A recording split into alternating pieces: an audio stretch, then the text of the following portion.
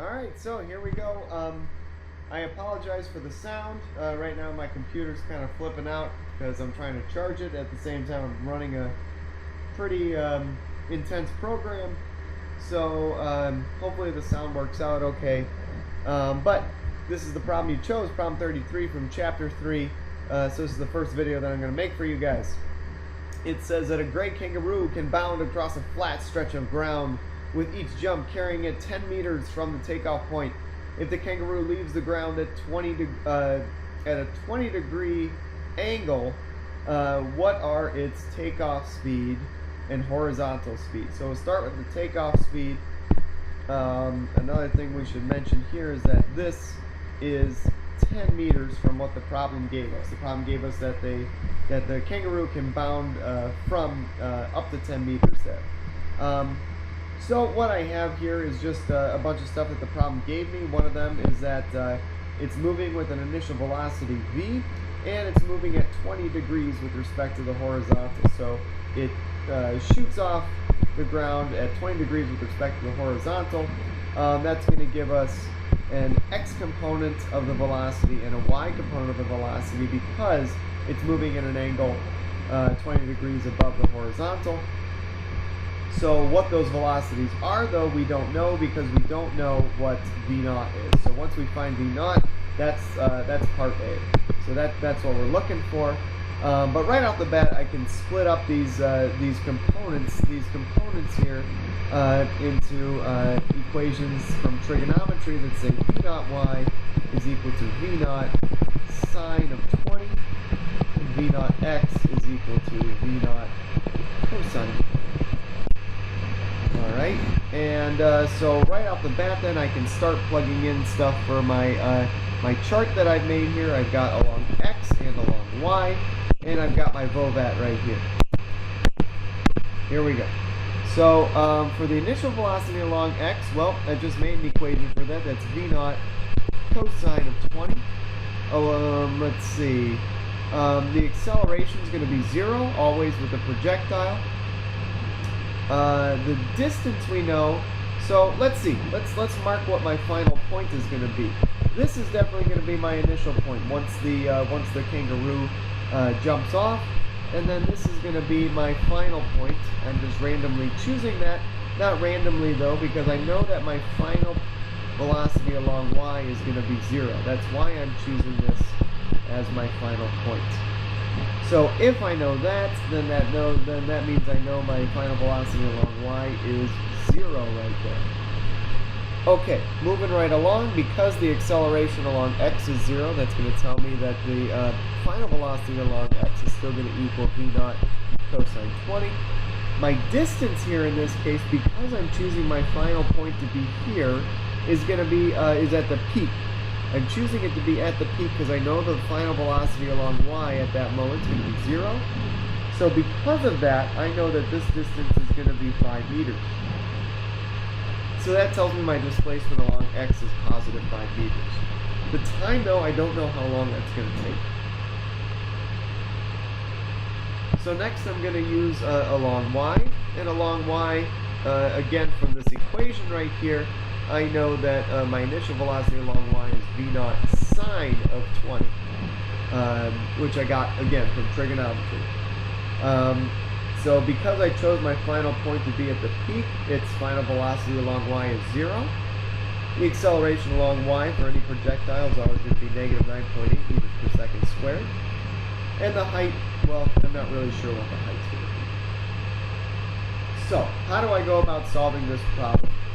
This problem is tough, and it's going to involve a lot of maybe some roadblocks. You try one method, you try another method, and they don't quite work. I'm going to go right to a method that works fairly quickly because I've done this problem before. So the method that's going to work really quickly is I'm going to use along y, I'm going to use vy equals v0y plus ay times the time.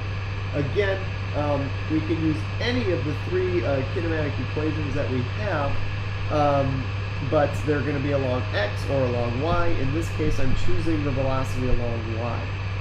And I'm choosing the velocity along y because the other thing that I'm going to choose to use, and I'll put it in the same spot here, is this equation that d equals v naught t plus 1/2 at squared. So it's going to be along x though. dx equals v naught x times the time plus 1/2 ax t squared. Of course, we know that the acceleration along x is 0. So if we know that, that means this whole thing becomes 0. And we're left just with dx equals v naught x times the time, or 5, which we got from our VOVAT over there, is equal to v naught cosine of 20 times the time. So I can see that my I've got two unknowns here. I've got two unknowns. The first unknown is the v naught. That's what I'm looking for. The second unknown is the time. So if I can find an equation that also has v naught, not to be confused with v naught x or v naught y, but just v naught, which is this right here, then I'll be able to find the initial speed, which is what I'm looking for. So what I'm going to do is go to this equation to find that, because I know my initial velocity along y is 0. I'm sorry, I know my final velocity along y is 0. That corresponds with that. And that my initial velocity along y is going to be v naught sine of 20. My acceleration is going to be negative 9.8. I'm foregoing units for right now, times the time. Notice that in the equation on the right here, I've got v naught and t as my variables. And in this next equation, I also have, on the equation on the left, I got v naught and t as my variables. And that's no mistake. So if I have two variables in two equations, I can solve for this thing. So that's the whole point of why I ended up choosing that equation. Again, this might take a little struggle if you're doing this from scratch. Okay, so I want to solve for v naught. That's what I want to try and find. So if I'm doing that, what I'm going to replace this all with is t. So what I'm going to do on the equation on the left is I'm going to isolate t. So to isolate t, I'll start by subtracting by v naught sine of 20. That's going to cancel, that's going to cancel. And on the left side, I'll have to subtract by v naught sine of 20.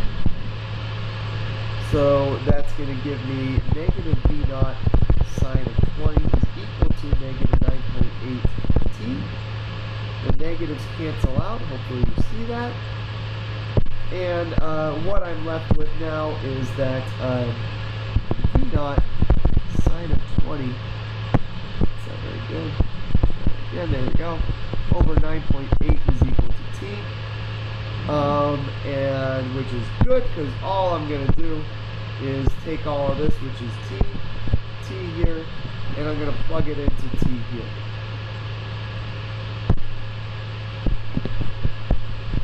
So bringing this down, that's going to give me 5 equals v naught cosine of 20 times the time, which I'm going to replace with v naught, put it in blue so you can see it's different. So v naught sine of 20 over 9.8. So there we go, and now this is just algebra. I've got only one unknown. It's that one and that one. That's my one unknown. I just need to combine like terms and solve. So bringing this thing down, it's going to be, so I'm just bringing all this and simplifying it here. It's going to be 5 equals, I got v naught times v naught, so it's v naught squared times sine of 20 times cosine of 20 all over 9.8. So I'm going to get the 9.8 out of there because I want to isolate v naught. So I'm going to multiply by 9.8, that's going to cancel those, and that multiplies by 9.8. So I've got now 9.8 times 5 equals, and hopefully you can follow me here. I'm going to divide by sine of 20 cosine 20, and that's going to go over here, sine of 20 times cosine 20, and that gives me v naught squared. I'm going to take the square root of v naught here, take the square root of v naught there. That's going to cancel those square roots, and that's going to leave me with v naught equals the square root of 9.8 times 5 over sine of 20 cosine. Alright, so what the heck does all that equal? Well, you can plug that into your calculator yourself. I'm doing it right now. It's going to be 9.8 times 5 divided by sine of 20 times cosine of 20. I hope I get this right, because honestly, I didn't check, but I'm getting about 12. I'm getting about 12 meters per second for my speed, so fingers crossed that's my speed, because I really don't want to do this again. Alright, so that's hopefully going to be my speed, and that's for part A. So that's the total speed, though. That's the total speed. That's the magnitude of this velocity vector right here. So the magnitude of this velocity vector right here is 12 meters per second. So next up, though, they asked us for the horizontal speed. Well, that's much easier. That's just the x component of the velocity vector, which we already know is the speed times cosine 20. So I'm just going to plug that into that equation right there. So part B is going to be fairly simple, because we already got the equation for that. It's v naught cosine of 20. So v naught x is going to be 12, which we already have, times the cosine of 20. So v naught x in that case, 12 times the cosine of 20. I'm plugging it into my calculator. You plug it into yours. Is going to be 11.3. I'm getting about 11.3. And this book might round it to 11 meters per second. I'm going to say 11.3 meters per second, though, because, you know, I'm a jerk when it comes to sig figs. And there you go. So the initial speed is 12 meters per second, while the initial horizontal component of velocity is 11.3 meters per second.